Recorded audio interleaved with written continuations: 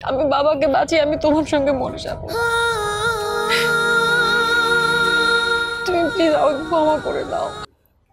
তুই তো 3 বছর ধরে আমাদের বাসায় আছিস, তুই তো দেখছস কয়টা বিয়ে আমি ভাঙলাম।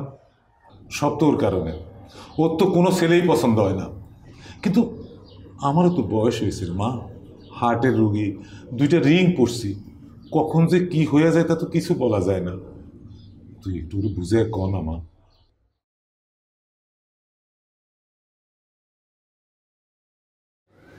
বাবা আর কয়েকটা দিন। না, বাবা আমার লেখাপড়াটা শেষ। না, আমি বলছি না। পড়ালেখা বিয়ের পরেও করা যায়। আমি একটা ভালো ছেলে আনছি, সরকারি ব্যাংকে চাকরি করে, ভালো ফ্যামিলি, দেখতে সুন্দর মন্দ না। এমন ছেলে সচরাচর পাওয়া যায় না। এই ছেলের আমি হাতছাড়া করতে চাই না রে মা। তাছাড়া আমি ওগুলো কথা দিছি, আমার কথা কিন্তু ফাইনাল। তুই ওরা বোঝা, বিয়ে এখানেই হইব।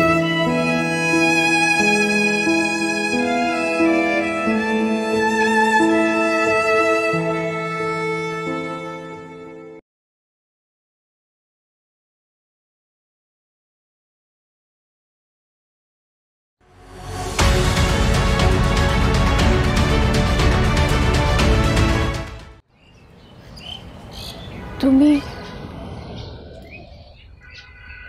তুমি কি কিছুই বলবা না?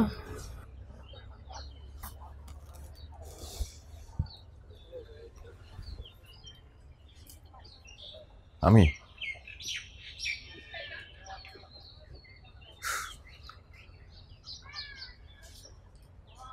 একজন বেকারের কি বলার আছে আমি আসলে জানি না। খুব ছোটবেলায় আম্মা মারা যাওয়ার পর আব্বা অনেক কষ্ট করে ফুলে পিঠে আমাকে বড় করেছে। আশেপাশে মানুষজন এত কথা বলতো বলতো বংশের বাতি দিবে কে, আবার বিয়ে করেন, কিন্তু আব্বা বিয়ে করে নাই। আমার কথা চিন্তা করে আব্বা বিয়ে করে নাই।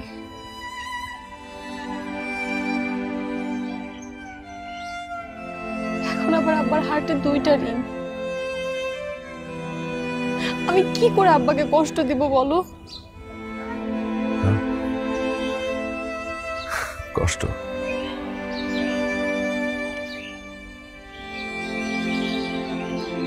এই দুনিয়ায়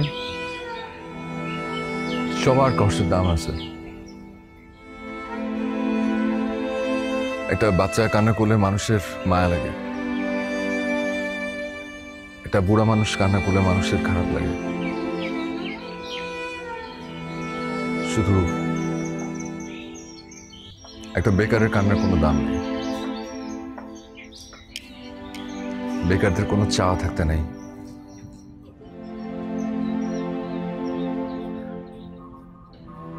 আচ্ছা, আমি তোমার কাছে যদি 6টা মাস চাই, তুমি কি আমাকে দিবা? 2 মাস, 3 মাস, 6 মাস করে করে 3টা বছর চলে গেছে। আমি তো আর পারছি না। দেখো দেখো, আমি জানি আমি তোমাকে ছেড়ে সুখে থাকবো না, কিন্তু আমার যে আর কিছু করার নাই।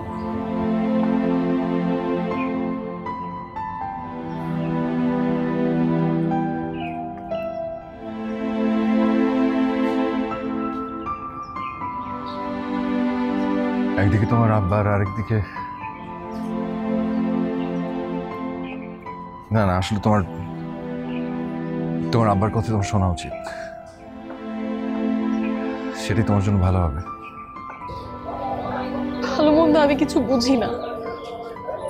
আমি শুধু বুঝি যদি যদি কোনোদিন ঝড়ের কবলে তুমি আর বাবা, আবার যে কোনো একজনকে বাঁচাতে হবে। আমি বাবাকে বাঁচিয়ে আমি তোমার সঙ্গে মরে যাব। তুমি প্লিজ আমাকে ক্ষমা করে দাও প্লিজ।